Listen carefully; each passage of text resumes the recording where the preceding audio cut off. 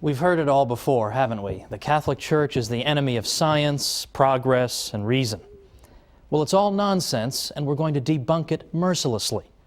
Join me right now for the Catholic Church, Builder of Civilization.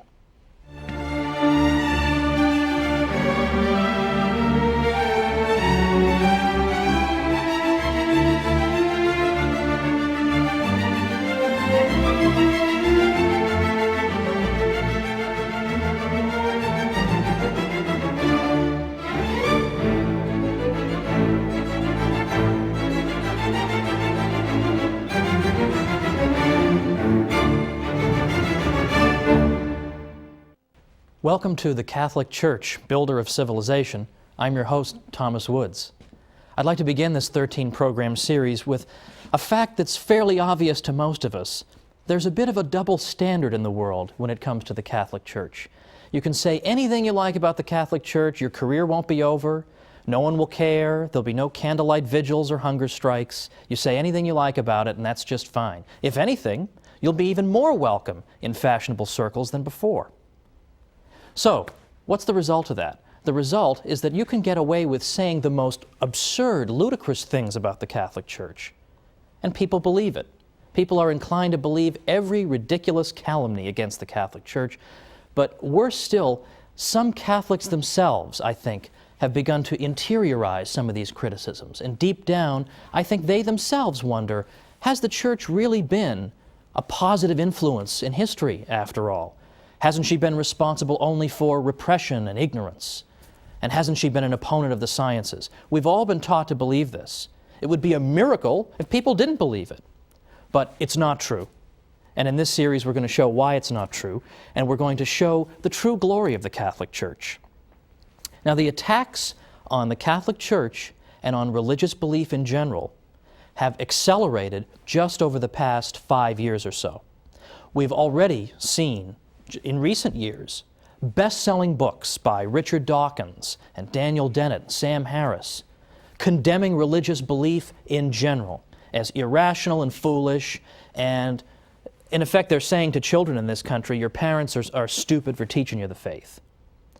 Worse than that is that after the July 7th, 2005 bombings in London, what we began to see is this trend, that Islamic terrorism is now giving intellectuals an excuse to oppose all religion.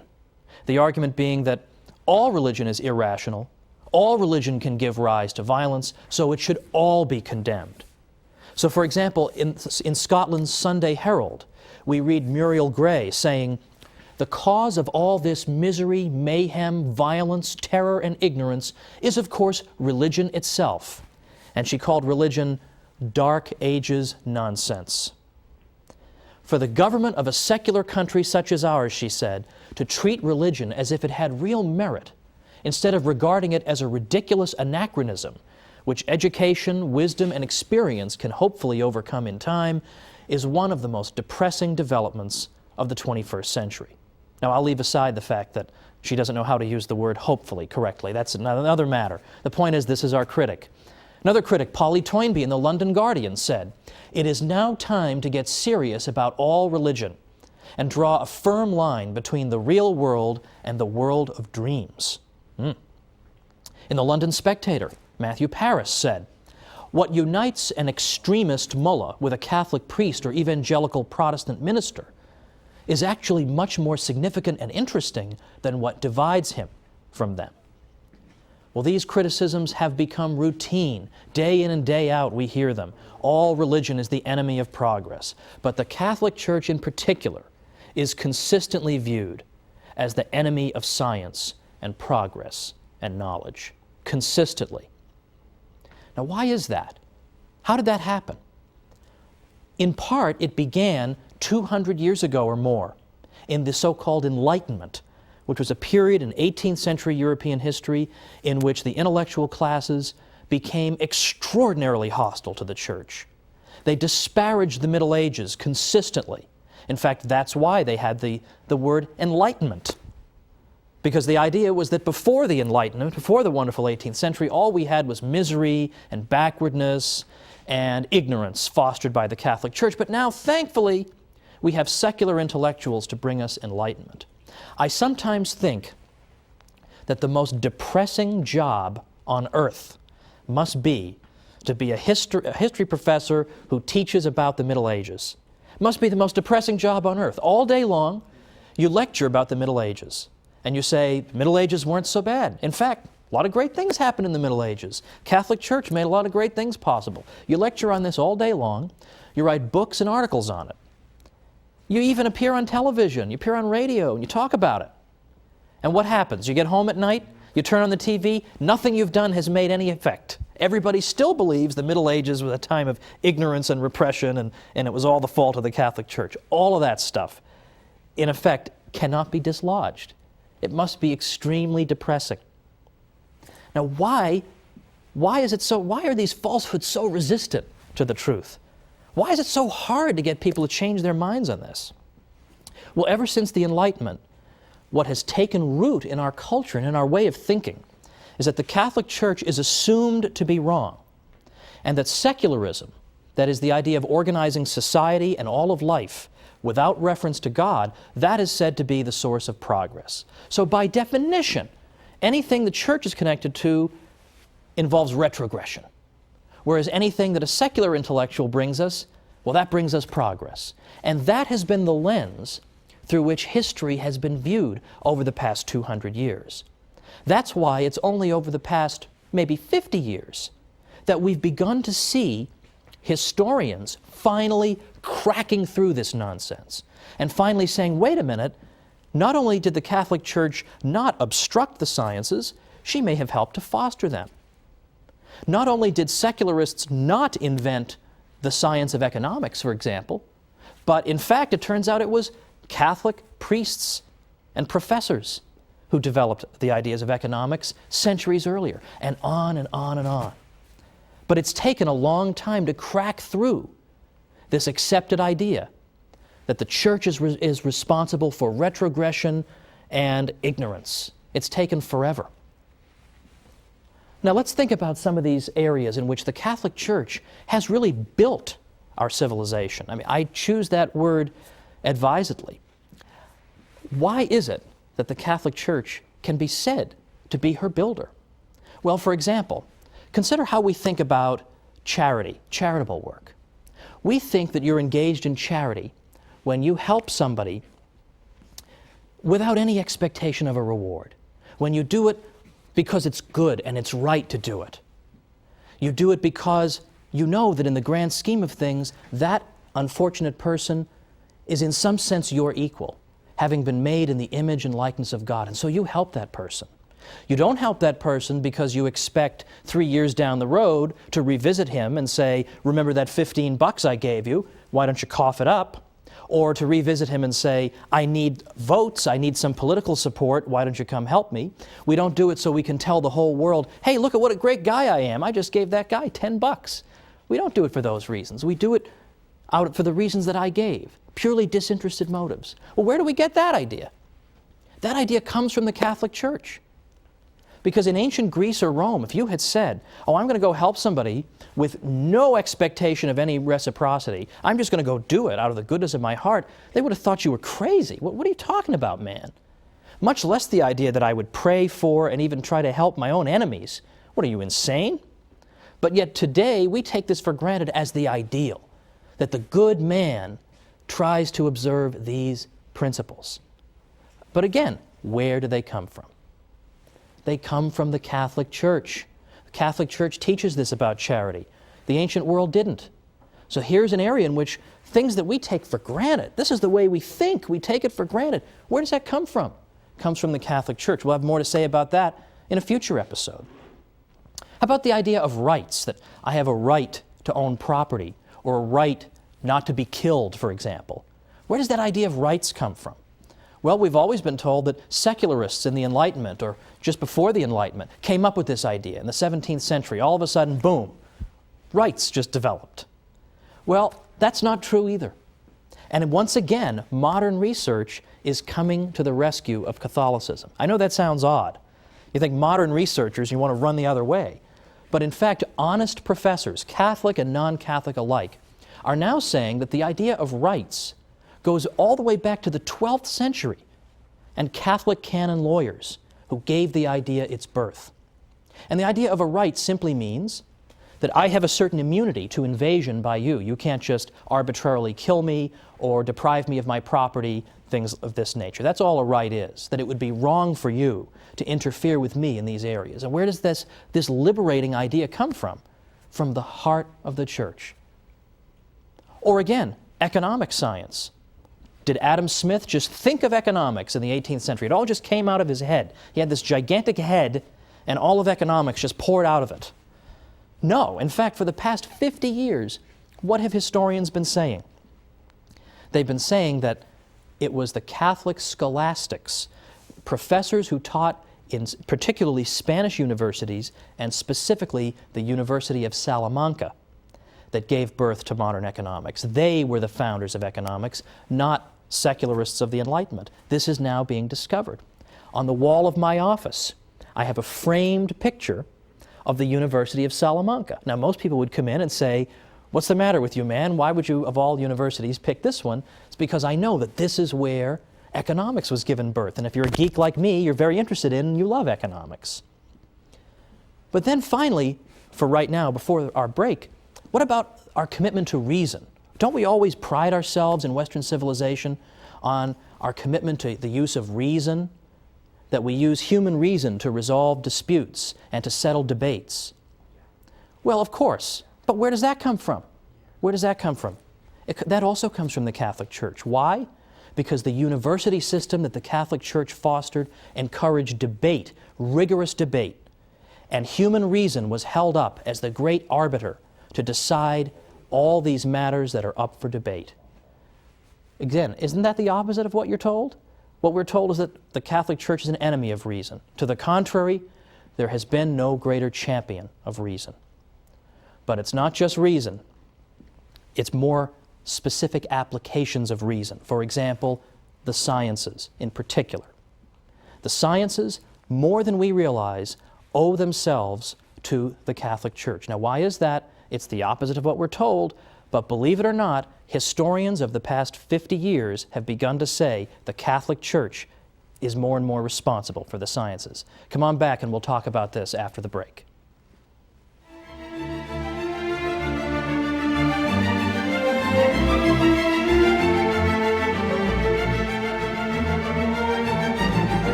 Welcome back to the Catholic Church, Builder of Civilization.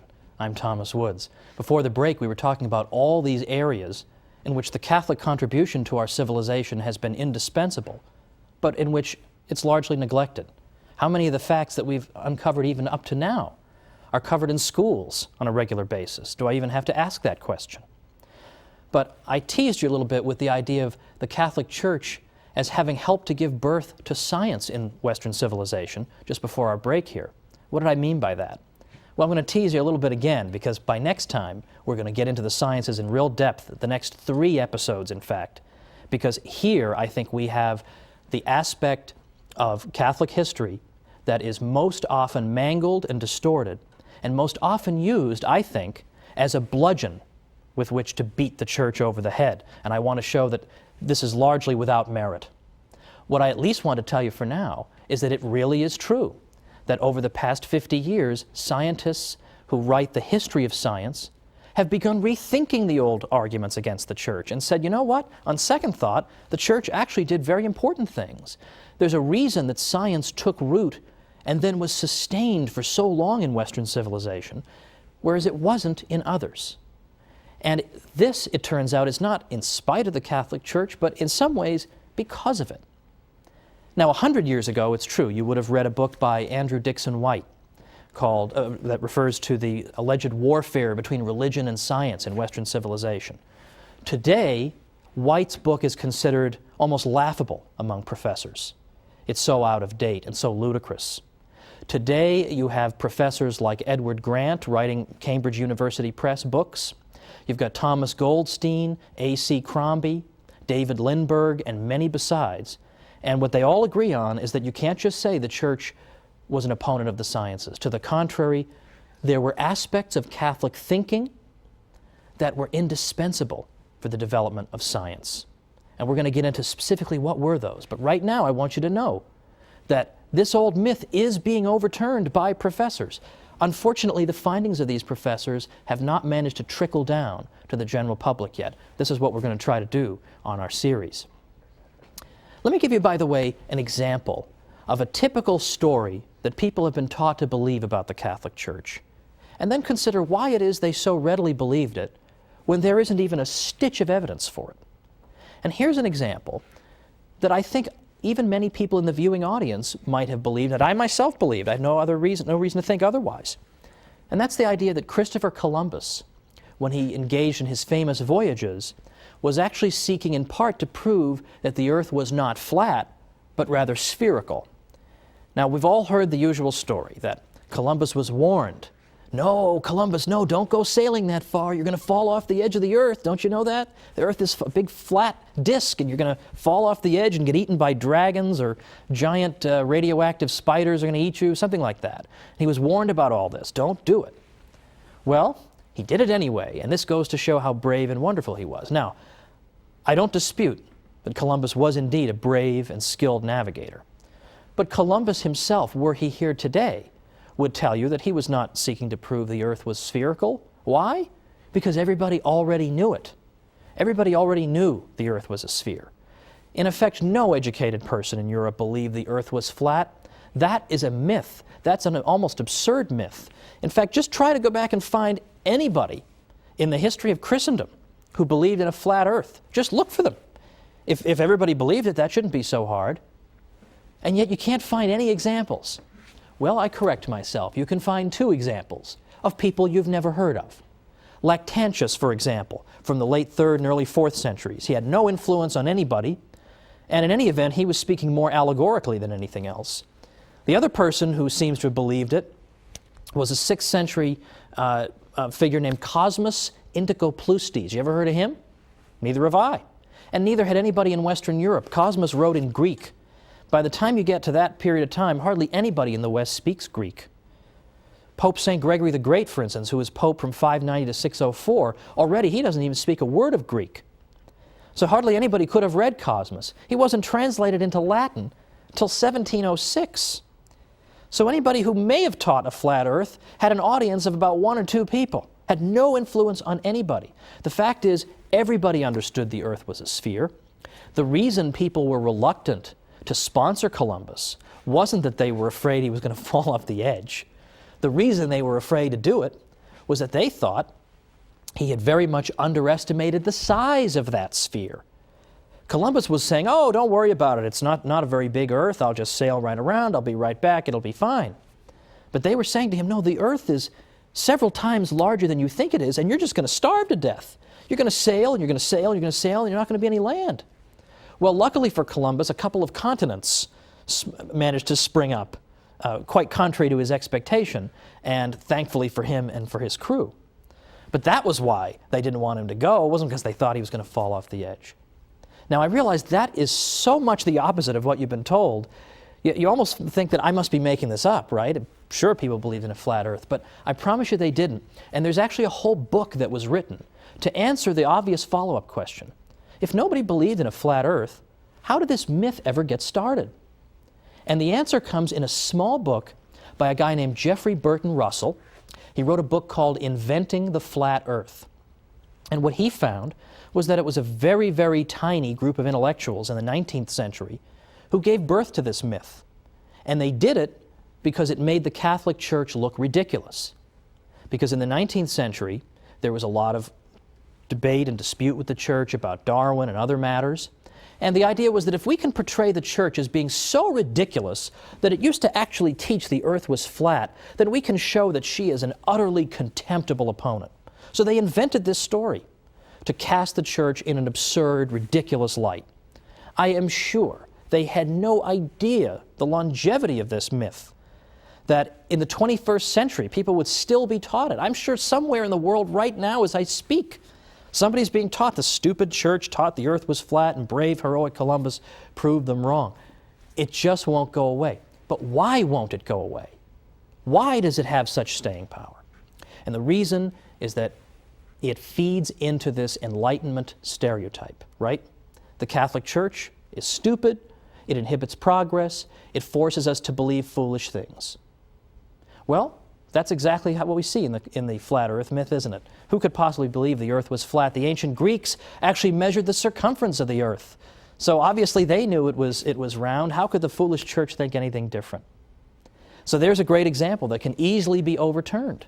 But it hasn't been overturned because it serves a purpose.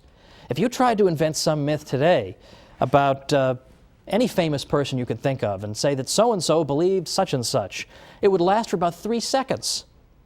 But people believe what they are prepared to believe. And people are prepared to believe the worst about the Catholic Church. So the point of the series, the point of the next 12 weeks in which I'll be joining you, is to go after not simply these little myths, but to build up an edifice to show the glories of the Catholic Church. Not simply to say, well, the church didn't really do this, or the church wasn't really so bad over here. We're not going to make any progress if our message is, the Catholic Church, not as bad as you thought. We need something a little more vigorous, a little more vigor in our message. We need instead to say, it's not simply the Catholic Church isn't as bad as you thought, or she didn't really teach the earth was flat. We can't win by always running around putting out fires. Nobody ever built a house by putting out fires. Fires have to be put out, it's true. But we understand that we can't build if that's what we're always doing. If we're always letting opponents of the church define the debate for us, then we're always going to be on the defensive. And it seems to me, given the state of our civilization, that it's about time that we went, shall we say, on the offensive. And we showed people all the glories of the church, and we showed them all this hidden history. So we don't have to say, oh, we're not really as bad as you think. We're far more glorious than we ourselves even realize. And we are going to be up against, well, frankly, very, very influential people in this world. I'm sure many of you remember that the European Union's Constitution excludes all mention of the Christian influence on Western civilization. How willfully blind would you have to be, surrounded by cathedrals and religious artwork and the fruits of what the church has given us? How blind would you have to be not to mention that the church had a little something to do with building this civilization? No. Instead, the European Union Constitution begins and ends with the idea that Western civilization, that comes to us from ancient Greece and Rome, and then from the Renaissance and the Enlightenment. And that 1,000-year period in between, well, I don't know what was going on. Apparently nothing much. That's the standard view, and that was the standard view many people had up until, as I say, as recently as 50 or 100 years ago. But today, any medieval historian worth his salt knows this is a whole lot of nonsense and would reject it with a laugh. But yet, the architects of the European Union exclude mention of the Church or of Christ from their founding document. It isn't that they're stupid. If it were just a matter of stupidity, that would be easily overcome. We just come back with the facts and that'll be the end of it. It's that they're hostile to the Church. I mean, what could be more obvious than that? Look at what the European Union is up to half the time. Do they seem like pious Catholics, most of these people? They have no interest in spreading the truth about the Church. And that's why we as Catholics are under a particular obligation. We have to learn what we can about our faith. And we have to go and spread it. And we have to go and tell people the real history of the Catholic Church, because if we don't defend ourselves, nobody's going to do it for us. I actually wrote a book called How the Catholic Church Built Western Civilization, because I thought it was about time that we told our story. And that's what I'm going to spend the next 12 episodes doing, is telling our story. But for next time, we're going to start 3 programs on the subject of the church and science. And you're going to have more ammunition than you're going to know what to do with by the time we're done with the next 3 episodes. Because did you know, for instance, that the Jesuits, the Society of Jesus, did you know that they were so accomplished in the sciences that right now 35 craters on the moon are named after Jesuit scientists? Did you know that 1 out of 20 of the greatest mathematicians who ever lived belonged to the Society of Jesus?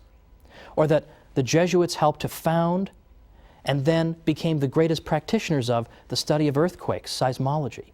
And we can go on and on and on. Atomic theory, the study of ancient Egypt, the study of physics, and I can go on and on.